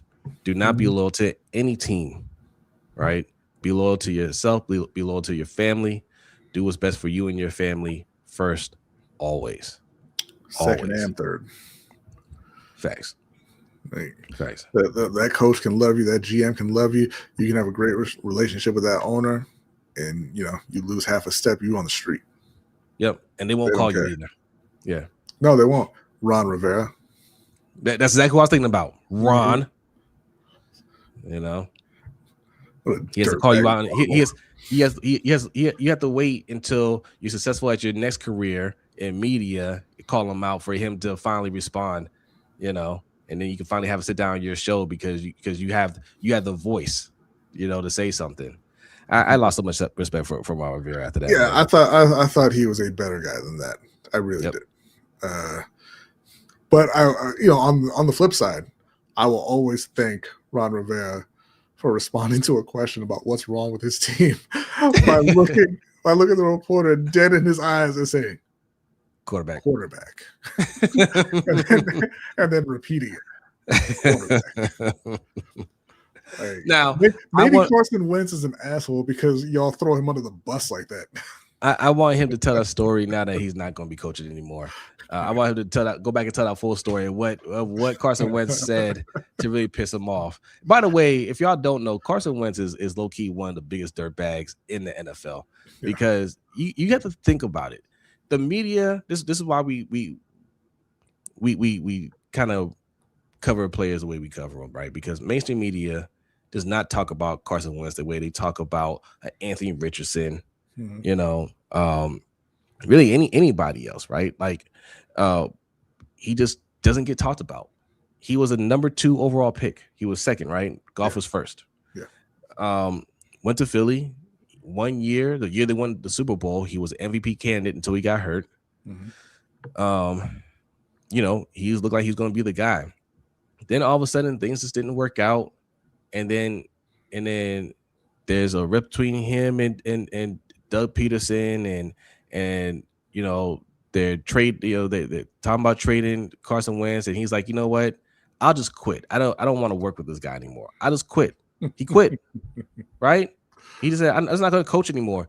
And then they said, well, actually, let's trade him anyway. They traded Carson Wentz to the Colts, first round pick, right? They gave a first round pick for him.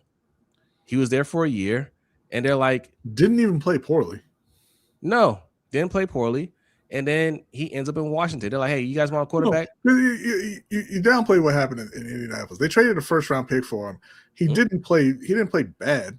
I mean, the very end was bad. But like for the whole season, he was fine. And they were just like, I know we just traded our first round pick for you, but you gotta go. You have to leave. Yeah. And when he got traded, that's when you know, reports were coming out that He's very difficult to deal with. He doesn't take any accountability for any of his mistakes or anything like that. And to move on that quickly from a team that just gave a first round pick for you, that's kind of confirming things. And nobody really picked up on that. But when he gets to Washington, his third team, and Ron Rivera just flat out says it one week, the problem is the quarterback. Can you imagine if Harbaugh said that just 1 week? Hey, what happened? What do you think's going on with this losing streak? Quarterback. Right. That was Carson Wentz. Most people didn't pick that up. But he's been able to skate. Some people are able to skate. Any kind of accountability or anything like that, even though there's high expectations for those players. Yeah, they're able to just kind of float under the radar. But when you say it like that, when you say, kind of difficult to deal with, not really a people person, never takes accountability, it sounds like you got John Harbaugh's replacement right there. People always ask, oh, you fire John, who you going to hire? Carson Wentz. Keep it going. Reset the clock. Give him 18 years. Right. All right. Do we have any submitted questions? Yeah. All right, let's do it. All right. From AKA Young Wild, which Ravens free agents do you think should be prioritized most this offseason, other than Tyler, even though I'm getting a bad feeling about them letting him walk? Would you bring Keaton and DeAndre Hopkins back? Personally, no matter how many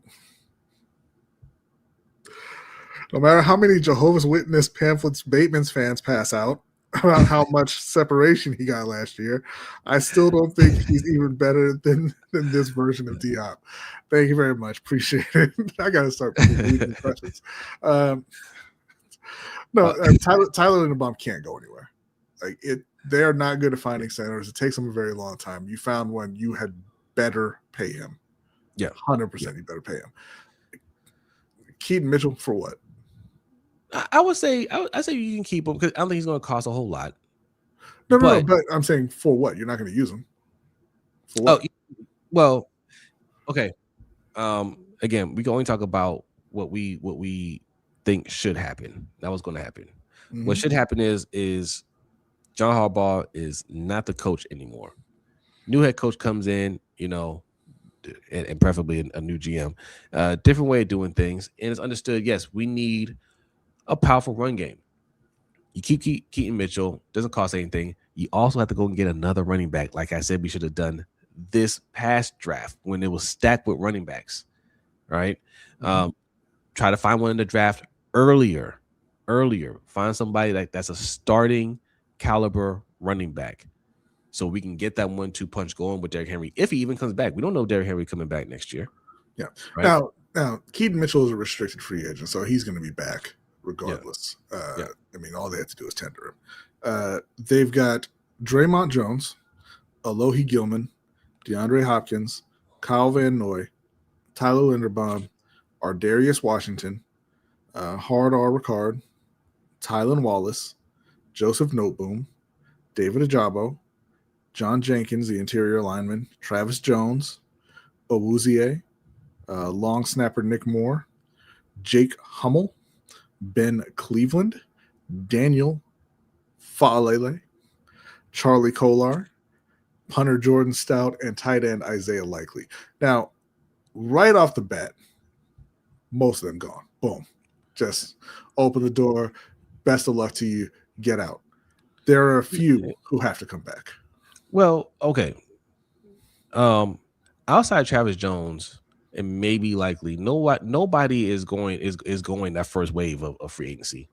So I think you are wildly underestimating the market for fourth round punter Jordan Stout.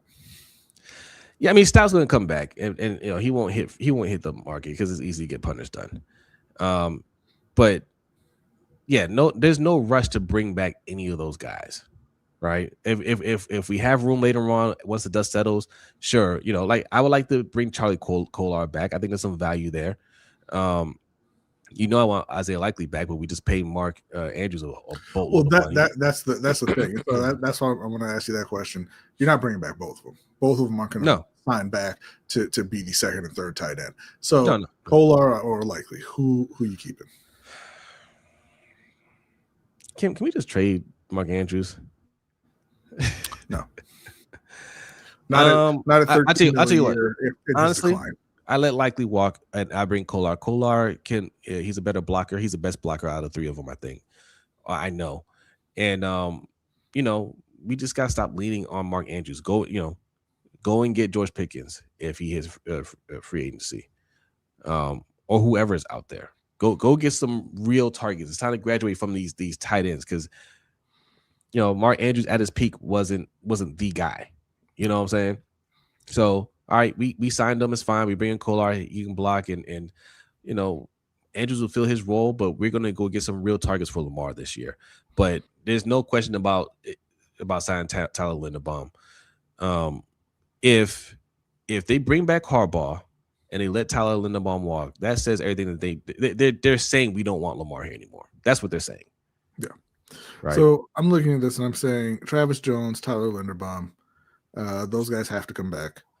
I don't think Travis Jones has to come back. I think he does because you don't have any depth on the D line. At this point, they're gonna have to fix that. We don't know about Matabike. He may not come back. Period. Right. So you don't want to be starting from zero. So that's true. Yeah. We bring back Travis Jones, bring back Tyler Linderbaum. After that, I mean, like you said, there's some guys that you would like to have back. Sure. I mean, these aren't all bad players or anything like that. But I would bring back Alohi Gilman over Ardarius Washington. Depending on what Draymond Jones wants, I'd bring him back for cheap. I mean, this is the thing with Baltimore every year almost. It's like their free agent list is filled with lots of guys who are veterans who, like, you can replace all of these guys if you really need to. That's exactly what I was saying, though, B. Yeah. That's exactly what I was saying. None of those guys you have to rush to bring back. They're going to be there. Isaiah Likely, I think, is the only one who goes in that first wave of free agency. So if he hits free agency, I think he will get signed early. So what needs to happen? So here's how it has to go. Like you said, Linderbaum, Travis Jones, lock them up, right? The rest of them, hey, just keep your phones on. If another team calls you, hey, congratulations or whatever. But you're on our list. We'll call you later on in like June or whatever. But that first wave of free agency needs to be towards finding guys that can impact the team now. Sure. Guards. But there are some of these guys who they should just bring back before free agency starts. Like, I would re-sign Gilman. I would re-sign Jones, depending on how much he's asking for, obviously. Before they even hit free agency. I think I would bring back a Tylan Wallace, and again, assuming depending on how much he's asking for before they hit free agency, and then you don't have to worry about it. And then, yes, obviously at the beginning of free agency proper, you need to go and get your starting offensive lineman. You need to go out and get another target for Lamar who can be consistent from week to week. But I mean, some of these guys can just come back before free agency even begins. Not Ben Cleveland. Not Daniel Falele. No. Get Jordan Stout done before free agency, like whatever. Who cares? Sure. I'm not bringing back Awuzie. Not bringing back John Jenkins. Not bringing back Ajabo. Not bringing back No Boom. I know they're going to bring back Ricard. I wouldn't bring back Ricard. It's time to move on from your safety blanket. Yes. Not bringing back Kyle Van Noy. I would bring back DeAndre on a one-year deal. Just has to be very, very cheap to bring back DeAndre. I love DeAndre Hopkins. I wouldn't, because if we bring back DeAndre, especially if EDC stays in place, that's just them feeling comfortable at wide receiver again. Because that's the other person too, right? Isn't Zay a free agent? Is who? Zay Flowers? No, he's not on the list here. Okay. So Zay Flowers will be back. We got Bateman on the contract. We bring back D-Hop. That doesn't really putting pressure on them to go and get a wide receiver. You know what I mean? This is a problem right here. You see a couple of people saying need Awuzie. Awuzie is our best corner this year. Awuzie is a journeyman who's over 30. And if he's your Awuzie is not our best corner. Like, he's playing very well. You know, he's playing. Yeah, but he's well. not our best corner. He's playing beyond expectations. Yes, right? we gotta stop doing this. You absolutely do not need to bring Chidobe Awuzie back. You can replace Awuzie anytime. Yeah, like we gotta stop doing this. We always overhype guys that play, like B said, play better than expected, and we just overhype their value. He ain't that good. He's solid, but he ain't that good. And you know what happened if we bring him back? He's going to continue playing solid, but he won't have as many standout games or key stops that he had this year. And really, to be honest, it wasn't that many. Right. And then we're going to start talking about what's wrong with them. Nothing's wrong with them. Or he won't keep playing solid because there's a reason you got him for next to nothing this year. Yeah. Yeah. And not even saying don't bring back Awuzie. You don't have to bring him back. You don't have to re-sign him immediately.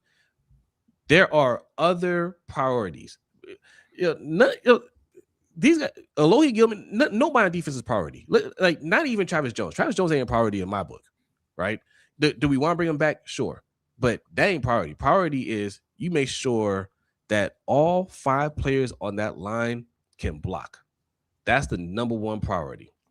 Jose, our defense is ass. If we can bring Awuzie back on a vet type deal, I'll take that. You think Awuzie is here now? And is he doing anything for the defense? No, then you don't need him.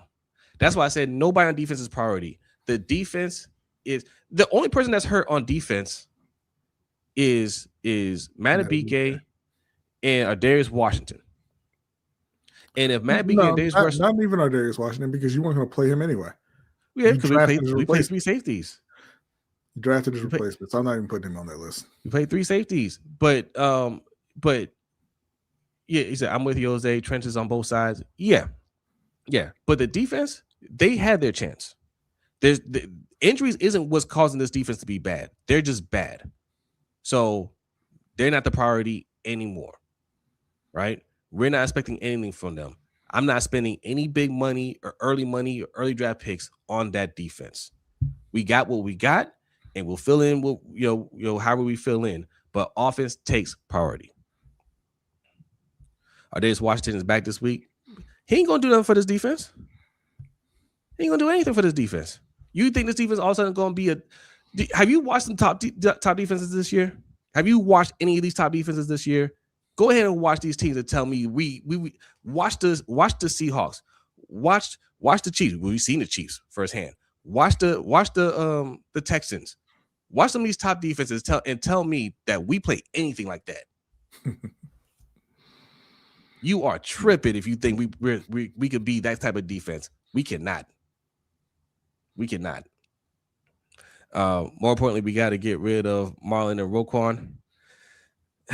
Like I said, all I'm saying is they're not the priority. I'm not even saying get rid of these guys. I'm saying they're not the priority.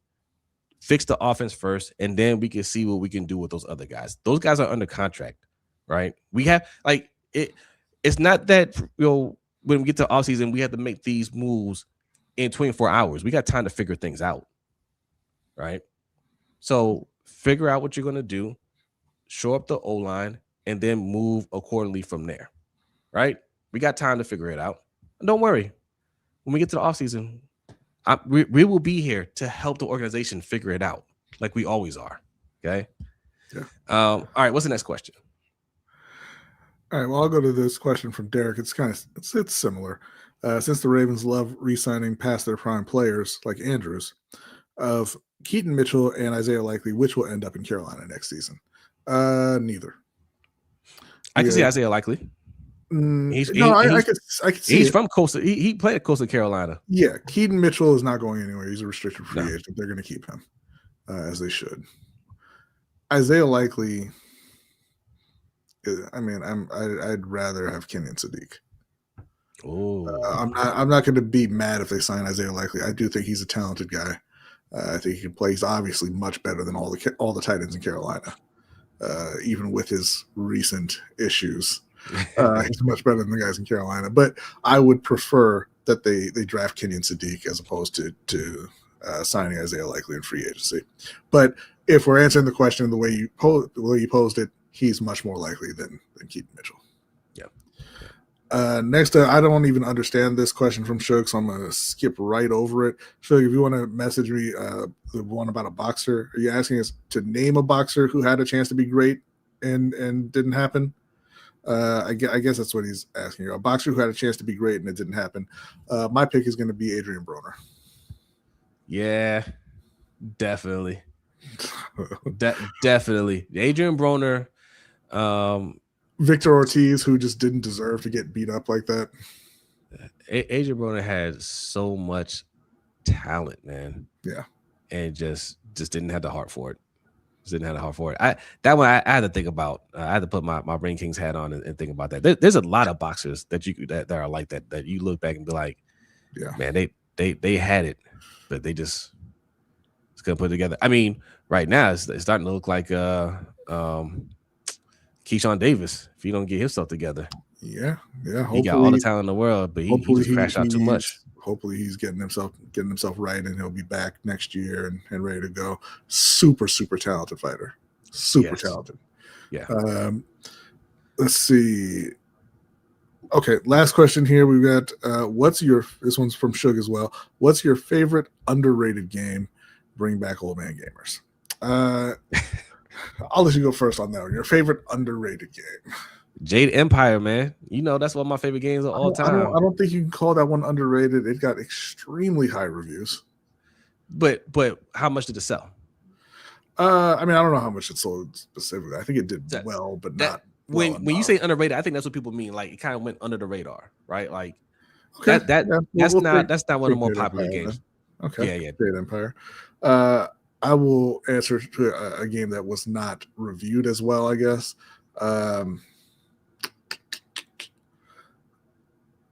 I want to say one of my favorite older games that I think a lot of people have forgotten about is Death Row. Death Row, it's not a game about, it's not a crime game. It's not a game about being in prison or anything like that. It is a sports game, actually. It's a future sport where you would put together your team, and it was kind of like almost like not handball, but it was like a soccer, field hockey, but you just used your hands. Like you would run up and down the field and you had to throw the ball into a goal. And then you would also kill other players on the other teams. There weren't any rules for player safety. Let's put it that way. It was a game on the original Xbox, super fun. Never got a sequel or anything like that. Kind of missed that one. I thought you were gonna go with Fable. Because Fable's not underrated. Like Fable sold very well. It did well. Just the story what you told me, because this is before, like, if y'all know what E3 used to be, right? Mm-hmm. That's like the big gaming convention, and studios would showcase their upcoming games. This is before I got into like E3, right? B was really into that stuff and watched those things. I didn't know this story, but Fable was sold as this game that something you've never seen before, and it was really hyped up, and the guy that created it promised a lot in the game. Peter Molyneux, and one of the best liars in the gaming industry. Yes, and the game didn't live up to his hype, but it was an excellent game, and it did get lower reviews because it wasn't the game that he hyped it up to be, and people kind of like trashed the game, right? I missed that whole thing. I didn't hear any of that.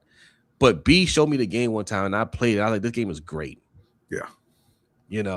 So that one you could kind of say, a little underrated. I can't call it underrated, man. It got 2 sequels. It's coming back this year as a major release. I can't call it underrated, but it was a very good game. Kev says Maniac Mansion. I'm not even familiar with this one. If you want to throw a little description in the chat, go ahead. But there's a lot of games out there that don't really reach mainstream audiences that are excellent. But I was gonna say Shakur Stevens said he's still boxing. Shakur Stevens says very good. He's got a big fight coming up next month. Yeah, no, he's got time to set his legacy. Oh, the only reason I said Keyshawn Davis is because of like the suspensions and all that stuff, Yeah, right? Like he can find himself derailed his out. career. And I'm not saying he's there yet. I'm saying he could be that guy if he doesn't be careful. Yeah. Bazel with Shenmue. Shenmue was an incredible game. And it's so hilarious, man. Like I love it. If you don't know about Shenmue, it started out on the Dreamcast. It was one of the most expensive games ever made at the time, and it was incredibly deep in terms of the world building, right? Too deep. The main character was a 17-year-old kid whose father was murdered in their dojo, like in their family dojo, and murdered by this guy Landi, this criminal. Landi, he went on and lived his life. He left, and your character grew up. You train. You're like, I'm gonna avenge my father. I'm gonna go on. I'm gonna find Landi, and I'm gonna kill him for killing my father. But Landi went to was it Hong Kong? I don't have any money. I need to get a job. So I'm going to go down to this factory and I'm going to learn how to drive this forklift. And then I just have to do that every day until I save up some money. And clock in, clock out. And, sometimes, you're on your way home. You want to play a game of Lucky Hit. And you waste some of your money on that. You get these little dolls. You got to eat. You got to drink stuff. You got to get home. You got to sleep. You got to train. And by the end of the game, you were nowhere near, like you haven't even left your neighborhood by the end of the first game. Like it's incredible. And they put out a couple of more to try to finish off the story. The story still didn't end. Well, I think they ended it in Shenmue 3. I didn't play that one, but it's amazing because you start off with that classic. Hey, this is a revenge tale. Martial arts revenge tale. We've all seen that story, and then it just goes into, nah, man, you have to live. You need to find a job, and you need to pay your bills, and you need to save up to buy a ticket to Hong Kong, and I'll see you in 7 years. Yeah, it turns out the real enemy are these corporations that want your money and be holding you to these monthly bills. The real enemy is a low minimum wage. And by the way, you see the fight. Like they show portions of the fight with Landi and your father. Landi would have broken you in half with one hand if you actually showed up to fight Landi. This kid can't fight.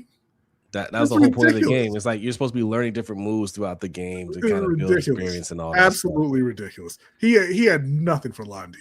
Shenmue needed an accelerated version of the game. Okay, very ahead of his time, but way too detailed. What's going on, Andrew? Appreciate you coming through. All right, we're almost at the 2-hour mark. We gotta get out of here. Yeah. We still got a lot. We're having that kind of. It was that kind of night. We're having fun. Patreon.com/LBHT Show, right? That's where we're going next, and we have a lot more to discuss. So if you want to be a part of that, it's only $5. It's only $5. I give you access for the whole month. Or if you just want to watch this one episode, it's only $3. So check it out. Also, still 50 people in here. Appreciate y'all. Holidays coming up. If you want to get something nice for your family, LBHTShow.com. Got all kinds of merch on there. Or if you just want something for free, you want something for free, sign up for the newsletter. That's absolutely free. Go scroll down on LBHTShow.com, put your email in, you get a nice newsletter in there, costs you nothing. All right.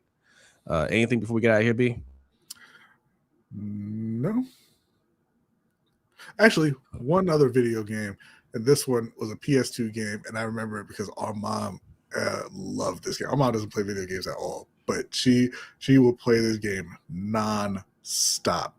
It was called Smuggler's Run, and the only thing you do is like you're in basically like a Jeep, and these loot boxes will get dropped in random places around the map, and you would just be driving around and racing other people to get to the loot box first. That was the entirety of the game, and my mom loved this game.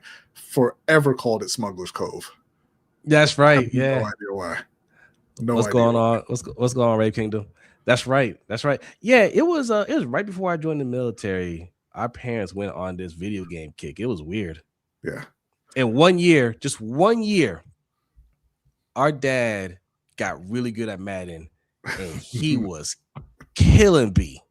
Oh, I left the house before I had to catch that wrath, but it was that 1 year. That was terrible. Like he cracked the code. And he was giving it to B, and it was tough times. It was tough times. Because you know the thing about a ball control offense, it frustrates the opponent. Okay, that's all it does. Every time it's 3rd and 2 and you get 2.5, I'm just mad. That's all. It's awful. All right, we getting out of here. B, you ready? Yeah. Adelia, you ready? Adelia is ready. Thank y'all so much. Look, I'll be 100% next week, man. Appreciate y'all toughing it out with me all week. All right. Make sure you hit that subscribe button on your way out. Sign up for the newsletter. Check out the merch, LBHTShow.com. Patreon members, get ready. The Overtime Show is starting right now. Everybody else, have a great night, and we will see you next time. Peace.